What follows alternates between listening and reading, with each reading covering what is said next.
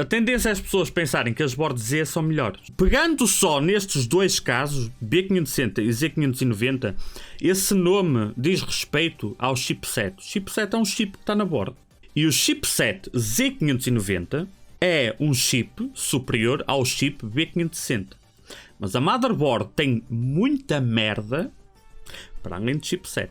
No caso da Intel, especificamente, o chipset Z desbloqueia opções de overclock no processador. E nos casos onde a intenção é fazer overclock manual, é obrigatório utilizar a Z. A outra coisa é que uma coisa é overclock à mão, outra coisa é, como eu já mostrei em vídeo e fiz tutorial, é brincar com algumas opções de energia que vai fazer com que na prática o processador trabalhe com uma frequência mais alta ou mais baixa, independentemente de o processador ou o board suportarem overclock.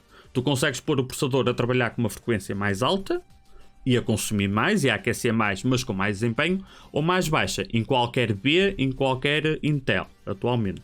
Pondo de parte essa parte, dizendo assim, estão aqui, na página da Intel, tens as especificações do chipset B560 e do chipset Z590. Vamos ver quais são as diferenças. Tens mais PCIs, PCI Express. Tens 12. A PCI Express não conta aqui com a PCI Express que vais ligar a placa gráfica. A lista de PCI Express do chipset não tem nada a ver com isto aqui. Nem com o NVMe que é PCI Express. Porquê? Porque isto comunica diretamente com o processador. Não entra nesta contagem. Esta contagem de PCI Express, por isso é que diz que é PCI Express 3.0 em boards que têm PCI Express 4.0. Porquê? Porque tu tens PCI Express 4.0 quando faz a comunicação com o processador, como por exemplo aqui em cima, onde ligas a placa gráfica. E tu vens aqui, olha aqui, slot de expansão, uma PCI Express 4.0 e depois tu vens aqui, chipset, e tens mais slots. E depois tens os M.2 e não sei o quê, sem entrar em muito detalhe.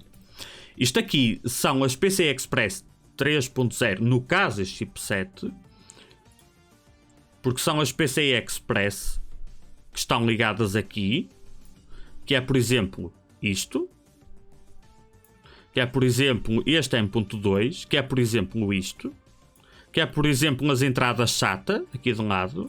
Portanto, tu ligas uma placa gráfica vezes 16. Ligas um NVMe, vai ser vezes 4. O padrão, não é? Depois, se tu quiseres ligar mais coisas aqui em baixo, vais utilizar mais PCI Express. Significa o quê? Que vais colocar mais um NVMe aqui.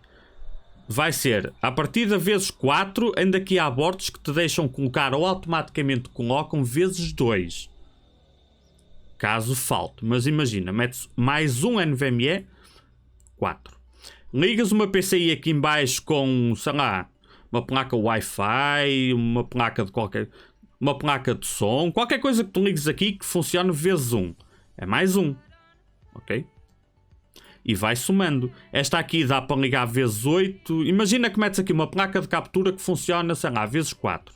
4, mais 4, 8, mais um 9. Tu tens a placa gráfica, tens 2 NVMe, tens uma placa de som à parte e ainda tens uma placa de captura. Portanto, CPU não interfere nesta contagem, tu tens 9. A B560 dá 12, ainda sobra. Quantas pessoas vão utilizar esta combinação que eu acabei de dizer? Isto já é overkill para a grande maioria das pessoas que vão montar um computador em casa para jogar uns joguinhos. Ok? Mas essas são diferenças de chipset. Tal como as USBs, que diz aqui a quantidade possível máxima do USB por tipo de USB que pode ter. 3.2 Gen 2 vezes 1, ou seja, o USB de 10 GB. Pode ter até 10, mas isto é o que pode ter. Depois cabe ao fabricante decidir quantas USBs coloca na motherboard. Lembrando que as USBs que tu ligas ao painel frontal entra na conta. Esta tem menos. Mas ainda assim, quase qualquer motherboard normal, para uma pessoa normal, não vai faltar USBs por causa do chipset. Okay? Então, não há de ser pelas PCIs para a pessoa normal. Não há de ser pelas USBs. Então vai ser o quê? Vou resumir. Chipset, tirando aquele bloqueio artificial de não permitir overclock do processador numa board que não seja Z, a diferença de chipset é I/O, ou seja, comunicação. Quantas coisas tu podes ter a comunicar umas com as outras? Dito de forma errada, mas simplificada. É isso. Se tu não vais fazer overclock, porque na prática eu considero que é uma coisa reservada a entusiastas, por causa da forma como os processadores trabalham hoje em dia, mas que ainda assim, se quiseres overclock manual, tem que ser com Z. Tirando isso, se em termos de isto que acabamos de falar não te fizer diferença, significa o quê?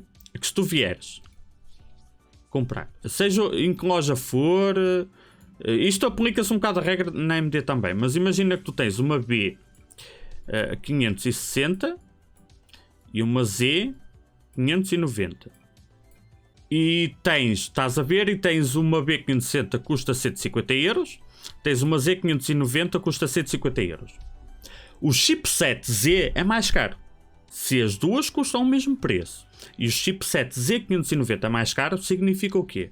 Na prática, quase sempre, quando tu tens uma B560 e uma Z590 ao mesmo preço, quase sempre a B560 é uma motherboard superior.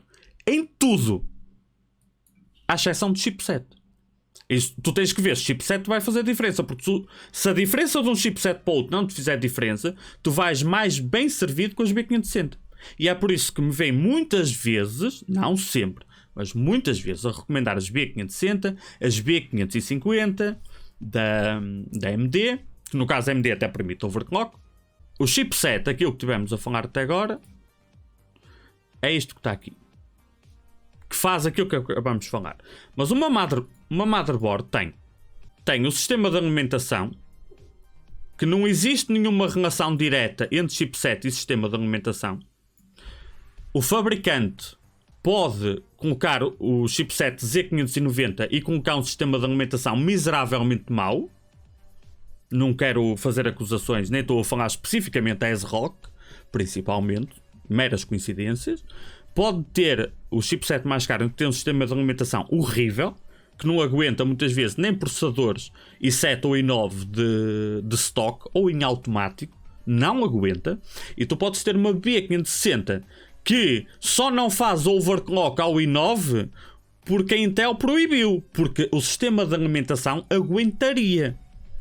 Mas tens M.2, tens placa de som, tens placa de rede, tens a própria PCB, a construção da placa num todo, não é? Se tem melhor isolamento, se não tem, se é de 4 camadas, se é de 6. Tens coisas específicas, tipo quantos conectores de ventoinha tem, se tem ou não USB tipo C, que infelizmente tem na CB boards de quase 200 euros sem conector USB tipo C. Tens tudo à volta. E tudo isso conta para escolher a motherboard. O chipset é só um foda-se. É uma característica entre outras. Chama a atenção porquê? Porque faz parte do nome do produto. Porque se as motherboards se chamassem assim, Motherboard MSI Joaquim Henrique, e depois tinhas outra motherboard MSI o Urso das Neves, tu caralho, entre o Joaquim Henrique e o Urso das Neves, qual é que é melhor? Ias ver as especificações, tentar perceber, e nas especificações ias ter tudo por aqui abaixo, inclusivamente chipset, e tu ias reparar que o chipset é uma coisa entre muitas. Só que como o chipset está no nome, chama a atenção. Mas não quer dizer merda nenhuma. Os M.2, lembrando e repetindo, no que diz respeito a PCI Express, deixa-me agora pegar noutra que tenha mais coisas. Vocês viram ali que o chipset tem um limite de PCI Express. Neste caso tem máximo 24 linhas PCI. Este tem no máximo 12, ok? E as motherboards, seja Z ou B, muitas vão ter Muita coisa PCI. Tens este M.2, tens este que comunica com o processador, tens mais esta PCI, tens mais esta, tem muitas PCI. E se tu somares tudo, ultrapassa aquele número. Muitas vezes. Significa o quê? Que não podes ligar tudo ao mesmo tempo, porque alguma coisa deixa de funcionar. É comum isso acontecer. Isso tem que ser visto no manual de instruções, motherboard por motherboard. O que é que desliga quando ligas não sei o quê.